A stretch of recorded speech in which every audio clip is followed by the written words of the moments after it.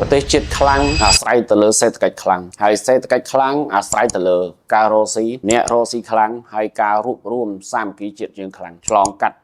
2025នេះយើងពិតជាឈឺចាប់នឹងទង្វើចោលឈ្លានពានដូច្នេះខ្មែរយើងរួបរวมគ្នាតែមួយអូខេបងប្អូនទាំងអស់គ្នាខ្ញុំចាប់ដើមបើក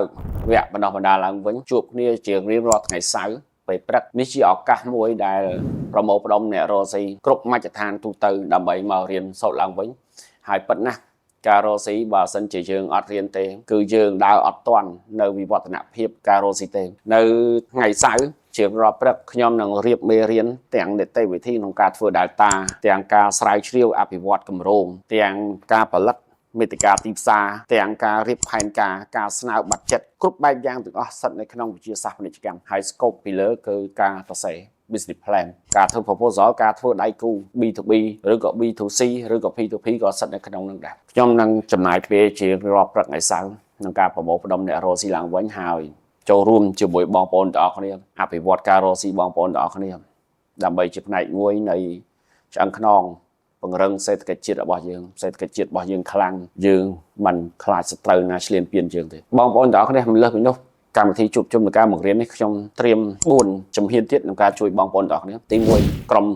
អ្នកវិនិយោគឲ្យត្រូវនឹង ecosystem បងប្អូនទាំងអស់គ្នាទី2ក្រុមបច្ចេកទេសនៅក្នុងការធ្វើផែនការសិតតែលោកគ្រូសាស្ត្រាចារ្យនៅវិទ្យាសាស្ត្រផ្ទាល់តែម្ដងចូលរួមធ្វើជាមួយបងប្អូនទាំងអស់គ្នាទី3ក្រុមធ្វើទីផ្សារពីព្រោះយើងមាន data ស្រាប់ក្រុមធ្វើទីផ្សារជួយសហការជូនបងប្អូនទាំងអស់គ្នាក្នុងការផលិតមាតិកា marketing មួយទៀតគឺក្រុមលក់អញ្ចឹងនៅ IK មានសហគមន៍និស្សិត IK ហើយបងប្អូននិស្សិតបកែអញ្ចឹងអាចធ្វើការងារជាមួយពួកគាត់បានកន្លងមកខ្ញុំធ្វើកិច្ចការច្រើនលើផ្នែកនេះតែគ្រាន់តែថានៅលើ social media ខ្ញុំផុសតែរឿងពីរទេគឺទី1ការបង្រៀនធម្មតាទី2គឺវិស័យកសិកម្មប៉ុន្តែនៅពេលដែលបងប្អូនមករៀនជាមួយខ្ញុំច្រើនបងប្អូនដឹងហើយ